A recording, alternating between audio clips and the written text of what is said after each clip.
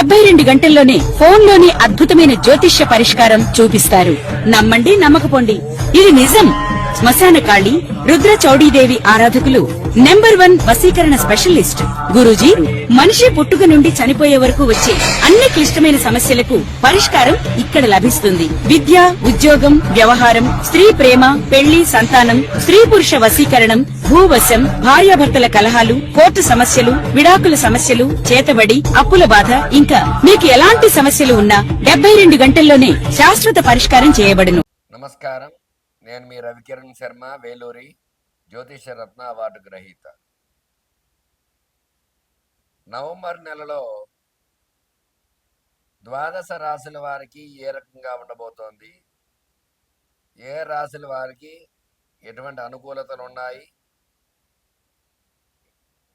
ఎటువంటి ప్రతికూలతలు ఉన్నాయి అనే విషయాన్ని గురించి, అట్లాగే ఈ 12 రాశుల వారు ఈ నెలలో ఎట్లాంటి రెమెడీ చేసుకునే ఎటువంటి అనుకూలత కలుగుతుంది, దైవానుగ్రహం, దైవబలం ఏ రకంగా వస్తుంది అనే విషయాన్ని గురించి, అలాగే ఈ నవగ్రహ స్థితిగతులను బట్టి ఈ 12 రాశులు ఏ రకంగా ఉంటాయనే దాన్ని బట్టి మనం చెప్పుకోవడం జరుగుతోంది. ఈ 12 రాశుల్లో ఈ అక్టోబర్ 18న విశేషంగా గురుడు మారాడు. గురుడు మారడం వల్ల కొన్ని రాశుల వారికి అనుకూలత ఉంది, అలాగే కొన్ని రాశులకు ప్రతికూలత ఉంది. అట్లాగే శని వక్రం నుంచి మావస్థితికి వచ్చేసాడు. తద్వారా అనుకూలతలు ఏ రకంగా ఉంటాయి అనే విషయాలు అవన్నీ కూడా ఇప్పుడు మనం చెప్పుకోబోతున్నాం. అట్లాగే నవగ్రహ అనుకూలత, ఈ నవగ్రహ స్థితిగతులు వాటి స్థానాన్ని బట్టే మానవుడి యొక్క జీవితం అనేది ఏర్పడుతుంది. కాబట్టి ఈ 12 రాశుల్లో ఈ నవగ్రహ స్థానాలు ఏ ఏ స్థానాల్లో ఉన్నాయి, ఏ ఏ రాశుల్లో ఉన్నాయి, ఉచ్చ నీచ సమస్థితులను బట్టి వాటి యొక్క గ్రహస్థితి ఏ రకంగా ఉండబోతోంది, గ్రహానుకూలత ఏ రకంగా ఉండబోతోంది, మరి ఎట్లాంటి ప్రతికూలతలు ఉన్నాయి, ఎట్లాంటి ప్రతికూలతలు, ఎలాంటి ఇబ్బందులు కలగబోతున్నాయి, దానికి ఏమి పరిహారం చేసుకోవాలి అనే విషయాన్ని గురించి మరికొద్దిసేపట్లో మీకు చెప్పబోతున్నాను. అన్నీ కూడా చక్కగా ఈ 12 రాశుల వారికి ఏ రకంగా ఉండబోతోందో, ఇందులో భాగంగానే మేషాది ద్వాదశ రాశుల వారికి ఏ రకంగా ఉండబోతోంది అనే విషయాన్ని గురించి మీకు చెప్పబోతున్నాను. అట్లాగే ఈ యొక్క రాశుల యొక్క స్థితిగతి, మేషరాశికి అధిపతి కుజుడు, వృషభ రాశికి శుక్రుడు, మిథున రాశికి బుధుడు, కర్కాటక రాశికి చంద్రుడు, సింహరాశికి రవి, కన్యారాశికి బుధుడు, తులారాశికి శుక్రుడు, వృశ్చిక రాశికి కుజుడు, ధనురాశికి గురుడు, మకర రాశికి శని, కుంభరాశికి శని, మీనరాశికి గురుడు. వీళ్ళు ఆ యొక్క గ్రహాలకు అధిపతులు. కాబట్టి ఈ గ్రహానుకూలత ఈ యొక్క అధిపతులను బట్టి, లగ్నాన్ని బట్టి, లగ్నాధిపతులను బట్టి ఏ ఏ రాశుల వారికి ఏ రకంగా ఉండబోతోంది అనేది క్షుణ్ణంగా పరిశీలించి మీకు చెప్పడం జరుగుతుంది. అందువల్ల ఈ యొక్క ద్వాదశ రాశుల వారికి నవంబర్ నెలలో ఏ రకంగా ఉండబోతోంది అనే విషయాన్ని చెప్పడం జరుగుతుంది. నమస్కారం. కుంభరాశి అధిపతి శని అయినప్పటికీ కూడా ఏలినాటి శని ప్రభావం ఎక్కువగా ఉంటుంది. అలాగే శని వక్రంలో ఉన్నాడు కాబట్టి ఈ వక్రగతి నుంచి కూడా విడువబడుతున్నాడు నెలాఖరికి నవంబర్ నెలలో. అందువల్ల ఈ కుంభరాశికి చిన్న చిన్న ఇబ్బందులు అయితే ఉన్నాయి, అనుకూలతలు అయితే చాలా తక్కువగా ఉన్నాయి. ఈ నెల ప్రథమార్థంలో కొంతవరకు పర్వాలేదు, ద్వితీయార్థం ప్రతికూలతలు ఉన్నాయి. అట్లాగే వివాహ ప్రయత్నం చేసే వారికి ఇబ్బందులు ఉంటాయి. అనుకున్నటువంటి వివాహాలు రాకపోవటము, అనుకున్నటువంటి రీతిలో వివాహ ప్రయత్నాలు సఫలీకృతం కాకపోవటము ఇబ్బందులు చూడవచ్చు. సంతాన ప్రయత్నం చేసేవారికి సంతానంలో ప్రతికూలతలే ఉన్నాయి, అనుకూలత తక్కువగా ఉన్నాయి. శుభవార్తలు వెళ్ళలేకపోవచ్చు. ఎందువల్ల అంటే ఏలినాటి ప్రభావం కూడా ఈ రాశిపై ఎక్కువగా ఉంది. తద్వారా అనుకూలత కంటే కూడా సంతాన పరంగా ప్రతికూలతలు వచ్చే అవకాశాలు.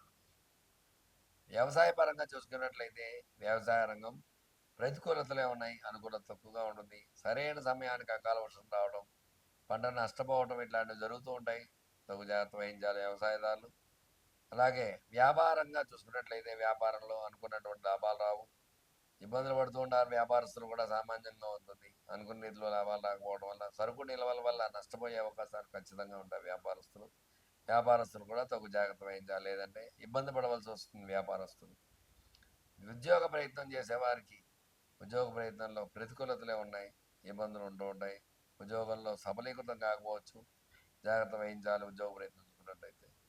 అట్లాగే విద్యాపరంగా చూసుకున్నట్లయితే విద్యాపరంగా కూడా చిన్న చిన్న ఇబ్బందులు ఉన్నాయి. సరిగ్గా చదువు లేకపోవడము, అలాగే మతిమరుపు రావటము, జ్ఞాపశక్తి మందగించడము, ఇట్లాంటి అవకాశాలు ఖచ్చితంగా ఉంటాయి. విద్యార్థులు కూడా తగు జాగ్రత్త వహించాలి. లేదంటే అనుకున్న రీతిలో పాస్ అవ్వలేకపోవటము, ఇబ్బందులు పడుతూ ఉంటారు. విద్యాపరంగా ఇబ్బందులు అయితే ఖచ్చితంగా ఉంటాయి. అలాగే స్టాక్ మార్కెట్ పరంగా చూసుకున్నట్లయితే స్టాక్ మార్కెట్లో స్టాక్స్ పెరక్కపోవటము, నష్టపోవటము ఇట్లాంటివి ఖచ్చితంగా జరుగుతాయి. స్టాక్ మార్కెట్ వాళ్ళు మెలకు వహించాలి, లేదంటే ఇబ్బందులు పడతారు. రియల్ ఎస్టేట్ పరంగా చూసుకున్నట్లయితే రియల్ ఎస్టేట్ రంగంలో ప్రతికూలతలు ఉన్నాయి.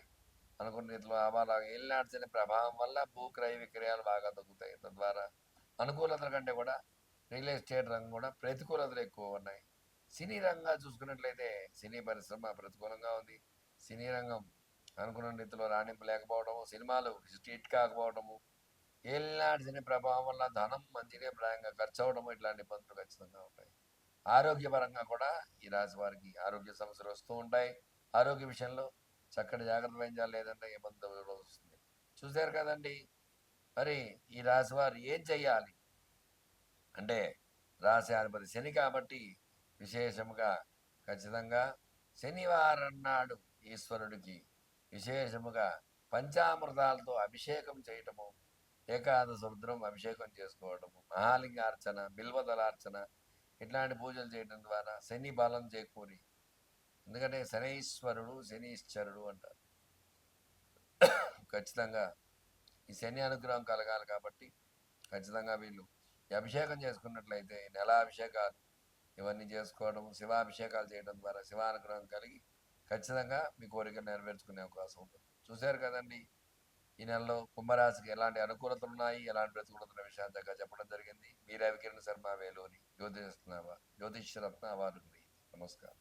12 రాసుల వారికి కూడా మరి ఏ రకంగా ఉంది అన్న వివరంగా చెప్పడం జరిగింది.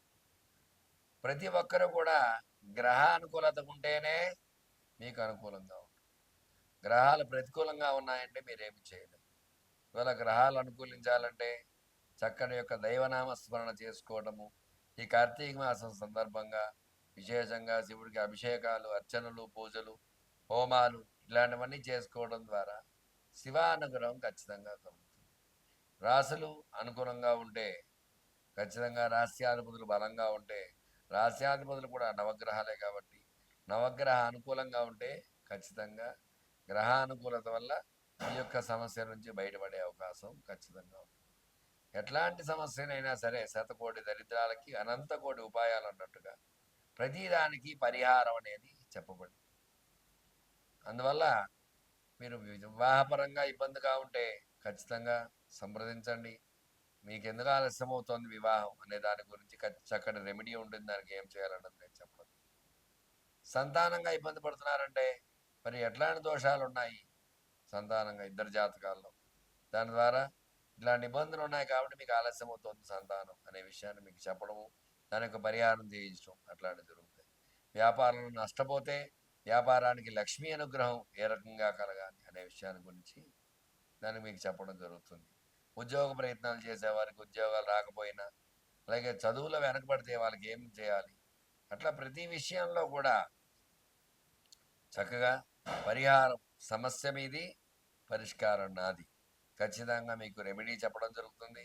మీకు అనుకూలంగా ఏ విషయంలో అయినా సరే జాతకం మీకు ప్రధానంగా చూసుకుని జాతకపరంగా మీకు ఎలాంటి ఇబ్బందులు ఉన్నా సరే, ఎటువంటి గ్రహ అనుకూలత లేదో గ్రహానికి పరిష్కారం చేసి పరిహారం చేసి తద్వారా గ్రహ దాన జప తర్పణ హోమ దాన భోజనాది కార్యక్రమాల ద్వారా గ్రహానుకూలత చేకూర్చి మీకు చక్కగా మీకు శుభాన్ని చేకూర్చడానికి నేను సిద్ధంగా ఉంటాను. మీకు ఎలాంటి సమస్యలు ఉన్నా సరే నా నెంబర్ స్క్రీన్పై రోల్ అవుతూ ఉంటుంది. మీ రవికిరణ్ శర్మ వేలూరి జ్యోతిష్రత్న అవార్డు గ్రహీత. నమస్కారం. నన్ను సంప్రదించండి.